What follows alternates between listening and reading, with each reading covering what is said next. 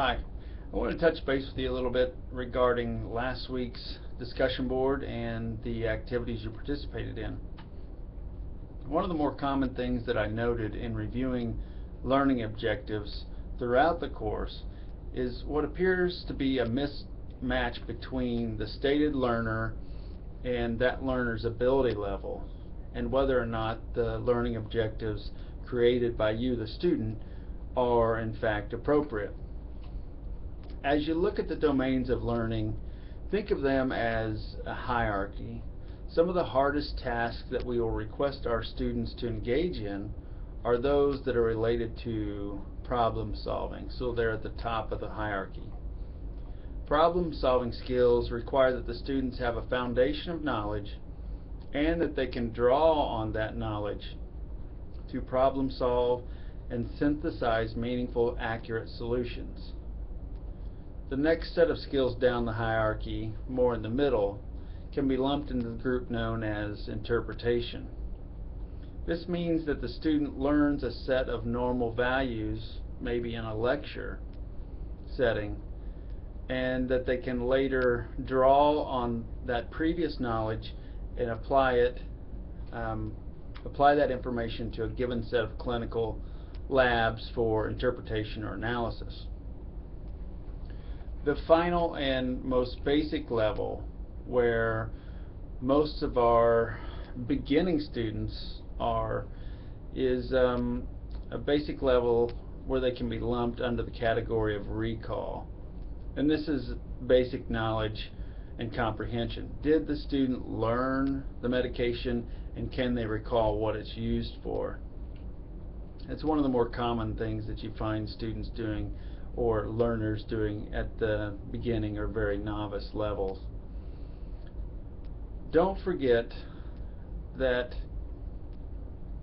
the A of the ABCD method of writing objectives deals with our audience, or the student learners that will be targeted for each exercise. B is the behavior or the action verb. C is the condition for the objectives, while D is the degree of achievement or acceptable performance. I've found that writing high quality learning objectives is something that's extremely challenging. If you continue to have trouble writing these objectives, I would ask that you do a couple of things. First and foremost, practice, practice, practice. Nothing gets better, or we get better at nothing without practice. The other thing is, make sure and review some high quality resources. And the National Accrediting Agency for Clinical Laboratory Sciences, the NAACLS document that's in the last module, is actually a pretty decent guide for helping you through the process of writing learning objectives. Many of you are likely excellent nurses with very competent clinical skills. Gaining a strong understanding of teaching learning theory will make you an excellent educator and maximize your potential as faculty. Remember, it's critical that your classroom learning objectives tie to your pre-conference learning objectives and then are brought together at the end of clinical.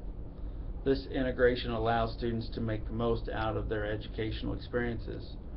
Remember, as Dr. Miller would say, don't blow off post-conferences. This is where the majority of learning takes place. It's a time that's critical for learning and remediation. Professor Madison and I look forward to reading the papers about your faculty interviews, and want to remind you that these are due on October 27th. Keep up the good work, and we look forward to working with you in the future.